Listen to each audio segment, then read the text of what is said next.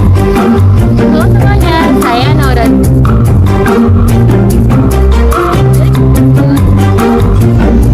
Aku Puni.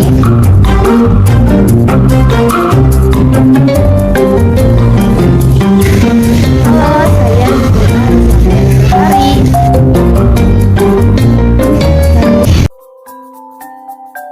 Pengetahuan terhadap manusia awal Melayu Riau sebagaimana halnya membicarakan asal-usul manusia pada umumnya.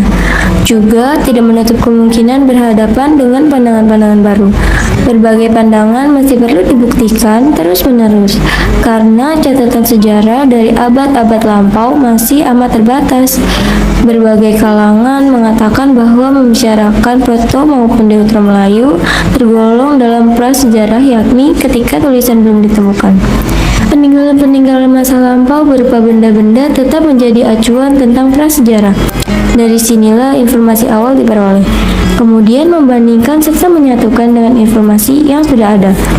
Dari kenyataan ini ditemukan dugaan-dugaan keberadaan manusia berkaitan dengan perpindahan dari satu ke tempat yang lain. Kehadiran manusia Melayu Riau sendiri tidak luput dari berbagai kemungkinan dan mengacu pada pandangan umum. Buku Sejarah Riau oleh Mokhtar Lutfi tahun 1977 menyebutkan, manusia di Riau berawal sama dengan kedatangan manusia secara umum di kawasan lain di Indonesia. Secara umum sampai saat ini, kedatangan manusia tersebut berasal dari daratan Asia yang salah satu wilayah lintasan pertamanya adalah Selat Malaka sebelum mencapai Sumatera. Di sisi lain, Provinsi Riau terletak di kawasan Selat Malaka dan pantai timur Sumatera atau pantai yang berhadapan langsung dengan Selat Malaka. Mereka dinamai sebagai bangsa Wedoide yang sekarang diidentifikasikan sebagai Sakai dan hutan. Wedoide selalu disebut dengan manusia yang mengembara karena hidup berpindah-pindah dengan mata pencarian tergantung pada hasil buruan. Dalam kehidupan sehari-hari pada masa yang lampau tersebut, mereka menggunakan kapak batu sebagaimana layaknya masyarakat pada zaman Mesolitikum. Mereka kemudian mengembangkan diri untuk menetap di suatu kawasan dan mulai mengenal bercocok tanam. Nenek moyang bangsa Indonesia yang menurunkan generasi paling banyak sekarang adalah bangsa Melayu. Proses kedatangan mereka terbagi menjadi dua, yaitu Proto dan Deutero Melayu. Apa sih Proto dan Deutero Melayu? Mari kita simak video berikut ini. Proto Melayu. Proto Melayu memiliki arti Melayu tua atau disebut dengan gelombang pertama. Migrasi Proto Melayu ke Kepulauan Nusantara sekitar pada 2500 sebelum Masehi. Penduduk asli dan ras Proto Melayu ialah suku Batak, suku Sasak, suku Dayak, suku Nias, suku Toraja, suku Alas, dan suku Gayo. Ciri-ciri Proto Melayu.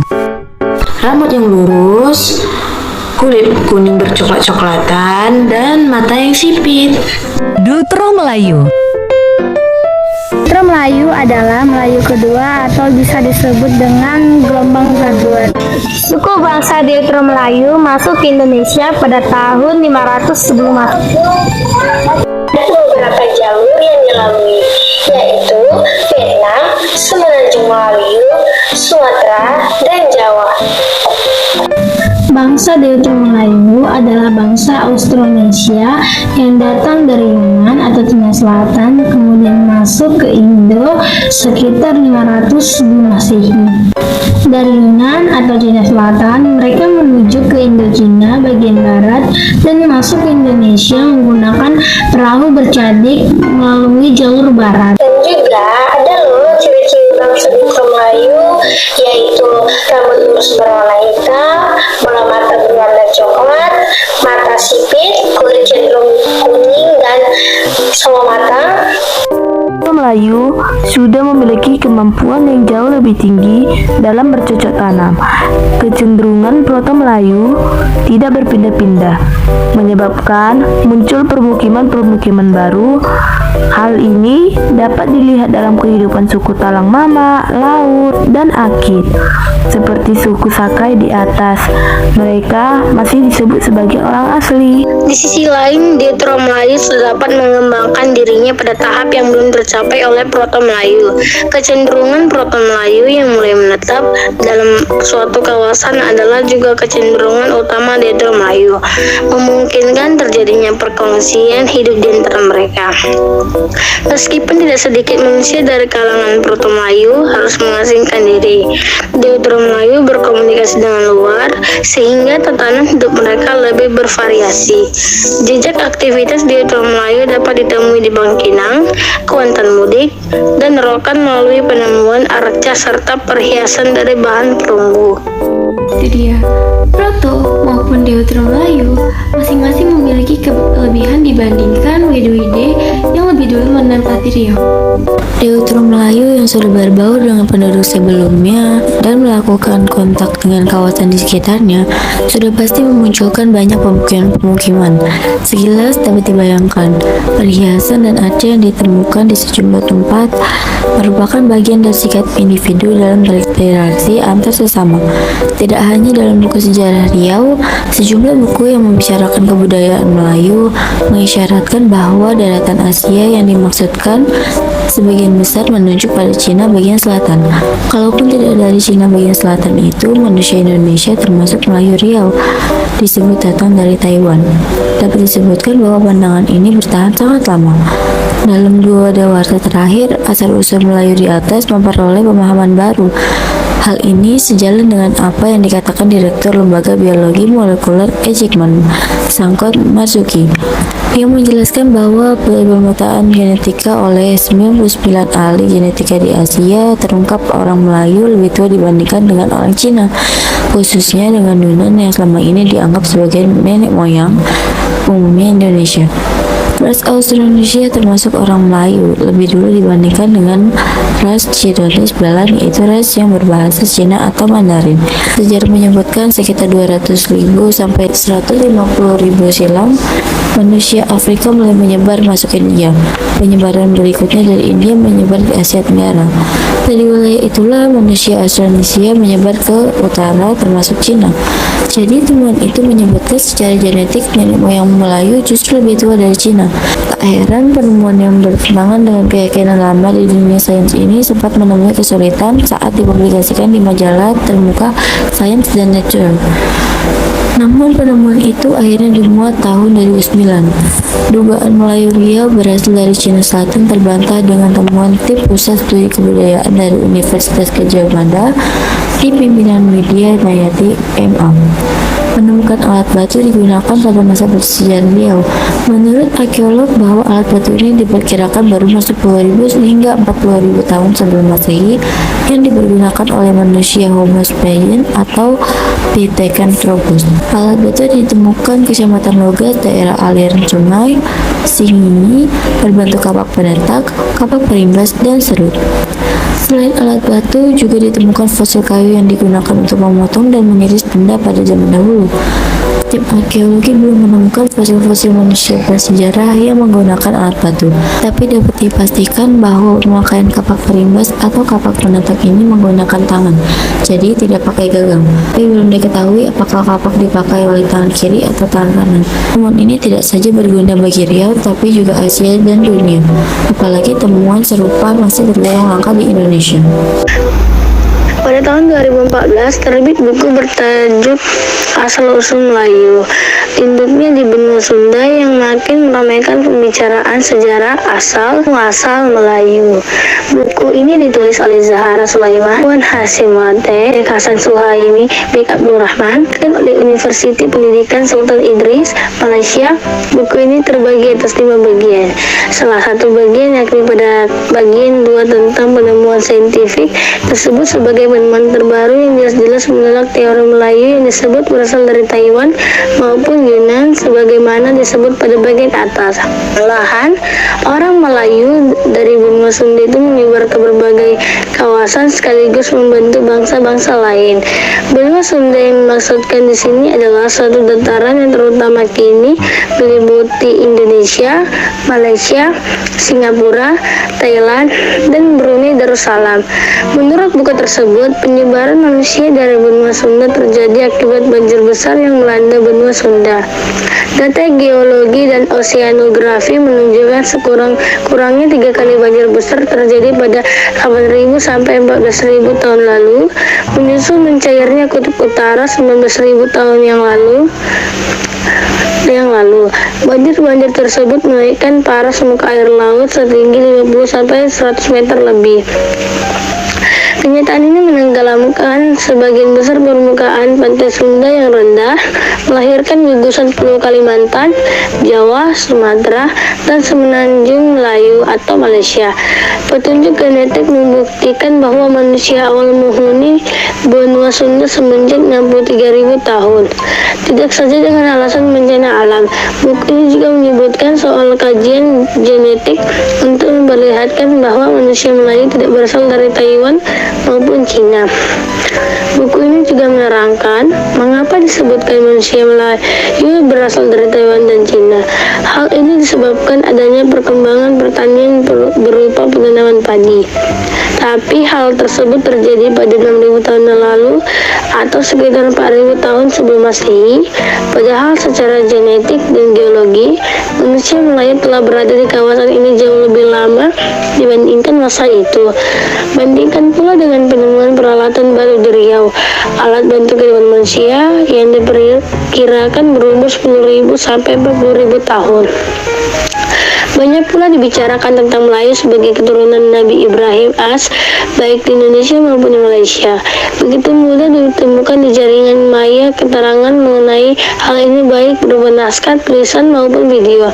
Di antaranya adalah keterangan yang dibuat Ahmad Yanuwana Samanto, SIP, MA, seorang akademisi dan penelitian sejarah, filsafat, budaya, peradaban, dan agama-agama. Dari berbagai sumber itu disebutkan bahwa selain memiliki istri bernama Siti Sarah dan Siti Hajar, Nabi Ibrahim memiliki seorang istri bernama Siti Kentura atau Siti Kantura atau Katura atau Ketura. Malahan dengan istrinya yang ketiga ini, Nabi Ibrahim memiliki 6 orang anak, tidak hanya 2 hasil perkawinannya dengan Sarah maupun Hajar. Mereka adalah Zimran, Joksan, Medan, Midian, Isbak, dan Suah. Arti sebutan Melayu. Melayu berasal dari kata mala yang berarti mula dan yu yang berarti negeri, seperti dikaitkan kepada kata Gangyu yang berarti negeri Gangga. Sebutan Melayu dikenal sekitar tahun 644 Masehi melalui catatan Itsing dari Cina. Dalam tulisan itu disebutkan bahwa Melayu mengirimkan utusan ke Cina, membawa barang hasil bumi untuk dipersembahkan kepada Kaisar Cina. Kawasan yang disebutkan tersebut berada di pantai timur Sumatera. Malahan sejumlah ahli menandainya di sekitar wilayah yang sekarang berada dalam administratif pemerintah Provinsi Jambi. Meskipun demikian, haruslah dipahami, kawasan yang disebutkan itu tidak identik dengan nama suatu tempat. Contohnya, catatan dari luar dapat saja menunjukkan Pekanbaru sebagai Indonesia. Tapi Indonesia itu sendiri bukan hanya Pekanbaru, malahan begitu luas dengan begitu banyak nama tempat. Demikian pula sebutan Melayu oleh pengelana Cina tersebut yang pada waktu membuat catatan itu berada di suatu tempat, padahal kawasan Melayu begitu luas. Nyatanya kemudian penduduk di berbagai kawasan yang kita kenal sekarang menyebutkan dirinya sebagai Melayu. Kemudian diakui pihak luar sebagaimana pengakuan tersebut atau Lembaga Adat Melayu Riau 2014 di Festival Melayu Pekanbaru. Antropolog di Juniadi Syam membuat catatan kritis terhadap pembacaan Melayu oleh Itsing tersebut melalui makalahnya Sejarah Peradaban Melayu Prakolonial yang dibentangkan dalam penyerapan Melayu guru-guru senior. Singapura, kerjasama bahasa Melayu Singapura dengan Lembaga Adat Melayu Riau 2015. Tulisan Itsing mengenai Melayu itu dibacanya sebagai Marajo atau Maharaja, yaitu suatu gelar penguasa yang sebanding dengan kaisar atau gelar raja Romawi atau Tsar Rusia Kisra atau gelar raja Persia, Kantartar Tenno di Jepang, dan raja-raja gelar di India. Tulisan Itri mengenai Moloyo itu dibacanya sebagai Marajo atau Maharaja, yaitu suatu gelar penguasa yang sebanding dengan Kaisar, atau gelar Raja Romawi atau Tsar, Rusia, Kisra, Khan, Tenno, dan Raj atau Raja. Dalam kaitan itu, ia menulis, kita mengetahui bahwa negeri Moloyo atau Maharaja terletak di negeri pantai timur Sumatera Selatan Kaca. Tepatnya di aliran Sungai Barumun. Di wilayah ini terdapat banyak situs bersejarah, candi-candi, dan ditemukan sejumlah surat batu atau prasasti. Untuk memastikan letak negeri Maharaja ini ada dua pilihan. Pertama Panai dan kedua Gunung Tua atau di Kerajaan Aru Barumun yang sangat terkenal termasuk kerajaan Melayu Islam yang memiliki angkatan bersenjata sangat kuat. Selanjutnya, dapat dimaklumkan bahwa ihwal yang berkaitan dengan nama Melayu itu sendiri sebenarnya sudah menjadi bahan diskusi pendukung kebudayaan tersebut sejak lama. Hal ini terjadi sekurang-kurangnya sejak abad ke-17, ditandai dengan penulisan naskah adat Raja-Raja Melayu. Dari naskah ini terlihat bahwa Melayu tidak mengacu pada tempat, tetapi pada suatu keadaan yang memang sengaja diciptakan. Pasal pada menyatakan adapun arti Melayu itu adalah ia melayukan dirinya, yaitu seperti diibaratkan atau orang dahulu kala daripada arti Melayu. Itu adalah seumpama pucuk kayu yang melayukan dirinya, dan bukan layunya itu atau karena kena panas atau api. Bahwasannya dengan nilai sahaja-sahaja ia juga melayukan dirinya, yakni ia membesarkan dirinya atau daripada adab makan dan minumnya, dan penjelasan dan kedudukannya sama ada di dalam majelis atau pada tempat yang lain. Panuti HM Sujiman 142-143. Dari penjelasan di atas, setidak-tidaknya dapat disimpulkan bahwa Melayu bukan sesuatu yang berhubungan langsung dengan darah, tetapi sikap. Dalam teks yang sudah dibacakan, sikap yang dimaksud adalah seseorang yang senantiasa menjadikan dirinya baik, tidak sombong, apalagi melakukan berbagai kejahatan. Dalam kaitan itulah, seorang dapat disebut Melayu apabila dia mengaku sebagai Melayu. Kemudian diakibat kemelayuannya, pengakuan sebagai Melayu akan diperoleh manakala ia berusaha terus-menerus berbuat kebaikan sehingga berguna bagi keluarga, bangsa, dan agama.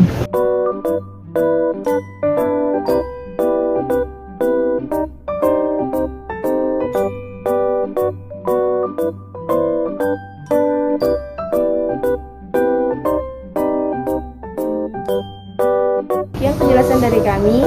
Semoga dapat dimengerti. Sampai jumpa lagi. Bye.